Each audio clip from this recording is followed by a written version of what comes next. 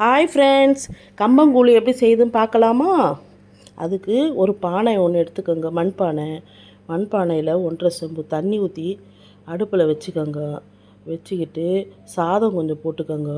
போட்டுட்டு கொஞ்சம் கல் உப்பு போட்டு மூடி போட்டு நல்லா கொதிக்க விடுங்க. இந்த கம்பங்கூழ் குடிங்க, உடம்புக்கெல்லாம் நல்லது. 200 கம்பு எடுத்துக்கோங்க. கம்பு மாவு எடுத்துக்கிட்டு கட்டி இல்லாமல் அதை கிண்டிக்கங்க. இந்த கம்பங்கூழ் வெயிட் லாஸுக்கு, பிபிக்கு, சுகருக்கு எல்லாத்துக்கும் ரொம்ப நல்லது. இதை ஒரு வாட்டி நல்லா சேர்ந்து குடிங்க. இது கொதித்தோன்னே இதை அள்ளி அதில் கரைச்சி ஊற்றிட்டு நல்லா கொதிக்க விடுங்க. என் சிஸ்டர் கம்பங்கூழ் ரெசிபி கேட்டிருந்தா. நல்லா கொதித்தோன்னே உப்பு எல்லாம் பார்த்துட்டு அதை அப்படியே ஆஃப் பண்ணிவிடுங்க.